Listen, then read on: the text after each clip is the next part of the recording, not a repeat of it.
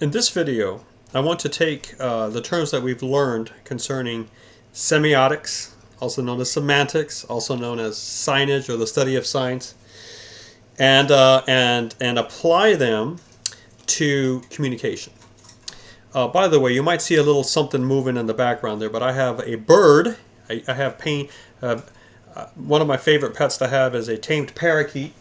And I've had a number of these, and this is my newest or latest one. I have only one in the house, but I let them fly. I clean up a lot. I have hardwood floors. It's not as bad as you think, but they really have a lot of personality, and I raised them from chicks. So they think they're human. They either think they're human or they think I'm a bird. I'm not sure which, but I'm sure that this little bird, her name is Kwee, she's a female, is going to land on my shoulder at some point and put in an appearance. So you know, beware of that and be ready for that. All right, so I want to take signs, especially the three we've been talking about: the symbol, the icon, and the index.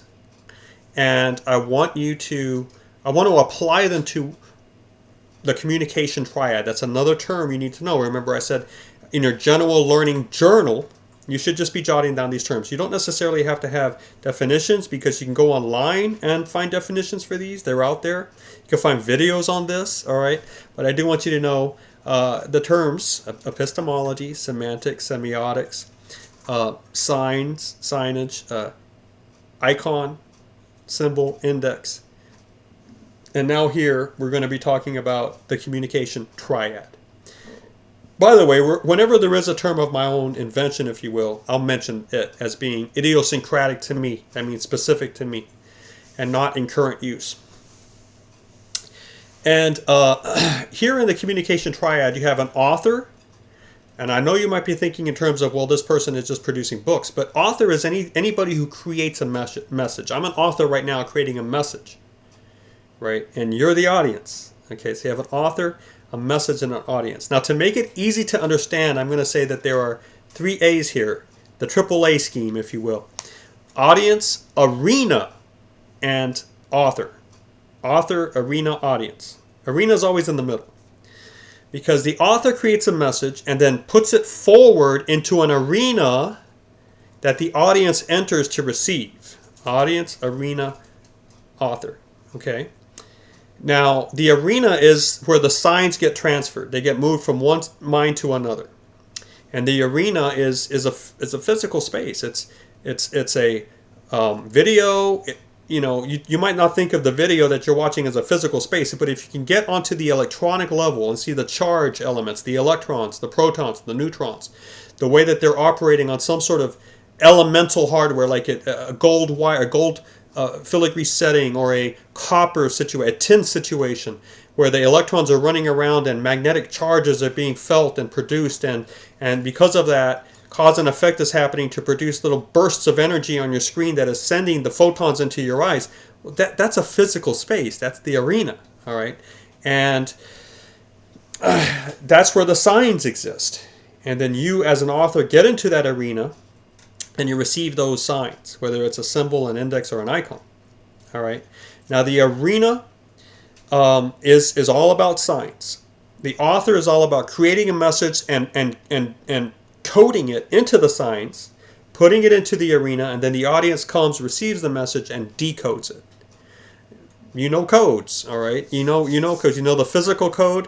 That's why if I were to slap myself, you would be like, "Ooh, that hurt," because you know that happens in the physical world. A good slap on the face is going to produce that stinging sensation. You know the cause and effect, so that's why you can operate and receive information that way.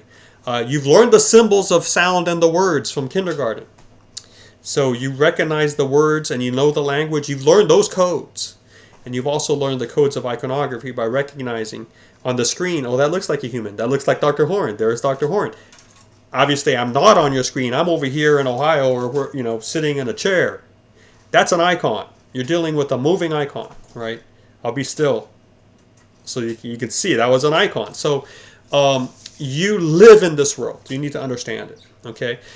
And the author creates a message, wants to deliver it to the audience, and has to use an arena. Author, arena, audience. Audience, arena, author, whatever. I hope you get that. signs are thrown into the arena. Now, if you and I are there at the same time, if the author and the audience are in that arena at the same time and focusing on one another, there's a direct exchange. And that is called synchronous communication. All right. Sometimes we just say it's live communication. But it's a very healthy communication because there's so many other things you're picking up in terms of body language, inflection of voice, speed of the tone, speed and tone of the verbal speech, all of that. It's helping support, or maybe it's even challenging a certain message, but you're getting a lot more information. And then when it's live, you can also immediately ask for clarification. So sometimes when you receive the signage and you're trying to decode the message, you might be like, well, that doesn't make sense, or that's not right. And then you can ask the author, is this what you meant? I got a question. What did you mean by this? Can you explain? Can you clarify? Can you define something? I got a question about your message. And you can work towards clarity when you have synchronous communication, or when it's live, if you will. Now, let's take another scenario where the message is not live. So we're going to call that recorded, or we're going to call that asynchronous. So asynchronous is really a word out there in education. If you're taking an asynchronous class, that means that you don't have to log into the class the same time the teacher is. The stuff is there, the recordings are there, the material's there. You can log in at your own time, do the work, watch the recordings, and just do the thing on your own time. There are never live meetings. So synchronous communication is one thing, asynchronous communication is another thing. And asynchronous communication, the arena is extremely important because the author comes along and dumps the signs into the arena. And sometimes it's a video recording. Sometimes it's a book. Sometimes it's a post-it note. Sometimes it's something scrawled on the chalkboard because your teacher had to go somewhere and the teacher left the arena, put the signage on the board, you entered the arena, and you as the audience are trying to figure out what that signage means. You cannot ask the teacher's gone. It's asynchronous communication here, and hopefully the signage, the symbols, the icons, whatever the teacher put on that board, symbols if it's written out in words, gives you clear information as to what to do. Wait, go home, class is canceled, check your email, I don't know. But you've been doing this all your life. All right, it's just time to recognize actually what's happening, to put terminology to it, and to be able to think aggressively and intentionally about the situation. All right, and so sometimes that message is left in an arena for you. The author leaves, and you come, and that you experience asynchronous communication. But what's very important here is you also experience displacement. In other words, that text now can be displaced away from the author. Do you have a book at hand? Just look at a book. That book is displaced from the author. That author might have lived 20 years ago and in a whole different country or state, wrote the thing, got it published. Now it made it all the way to you, and it's completely displaced because it's in a different physical spot from the author. The author might be long gone, or they might still be alive, but in a different geographic spot. Right? So all of a sudden you're looking at asynchronous communication, and almost always asynchronous communication means displacement has happened or can happen. Right? Signs are incredibly important for that. Without displacement and asynchronous communication, this program wouldn't be possible. All right. So the text that you get, you would never receive text on your phone without displacement, because obviously that person is not there. The person's in another geographic position. It could be just a couple rooms down the hall. It could be a city away. It could be a state away. All right. So displacement is extremely important to you.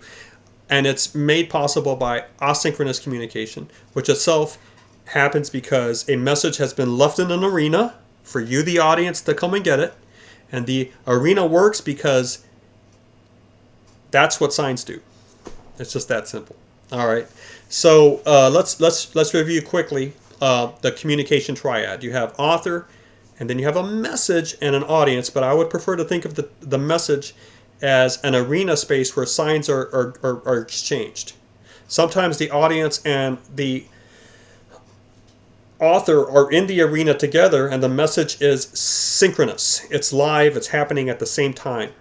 And there can be a lot of great movement towards clarity, because as an audience receiving a confusing message, you can say, stop, I didn't understand that. What did you mean? Can you say that again?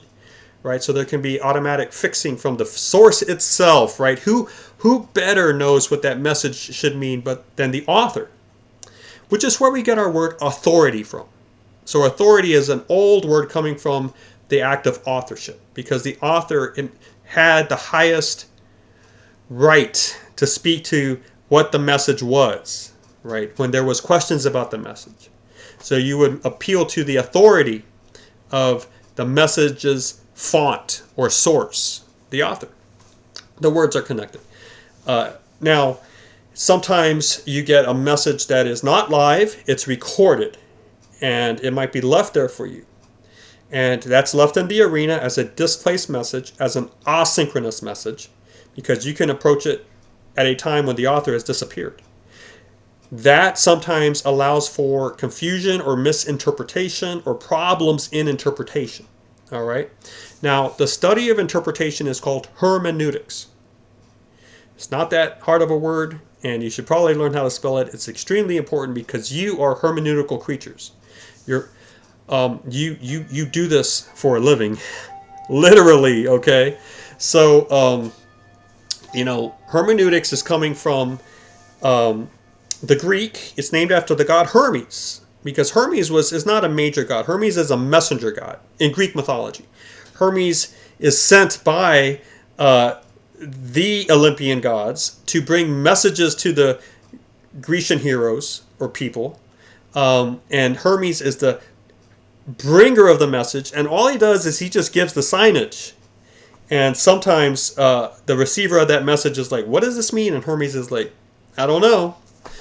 You have to talk to the gods about that. So Hermes brought the message, but also very clearly brought to the people a real need to figure out rules and methods of interpretation, because they couldn't simply just ask Hermes, well, what does this message mean? They had to learn how to come up with possible options, possible interpretations, and pick the best one. So hermeneutics is the study of interpretation. And it's got a very interesting etymology, and you can go to the Etymology Online website to look at that and remember the birth of this word. I think it's etymonline.com. You can find that just by Googling it. It's worth doing. It'll help you remember this word. But hermeneutics and the methods of interpretation that you have to get good at are necessary only because many messages you receive in life are going to be displaced. You're not going to have the author there to say, now what exactly did you mean with this code that you gave me? So you're going to have to develop the skill set.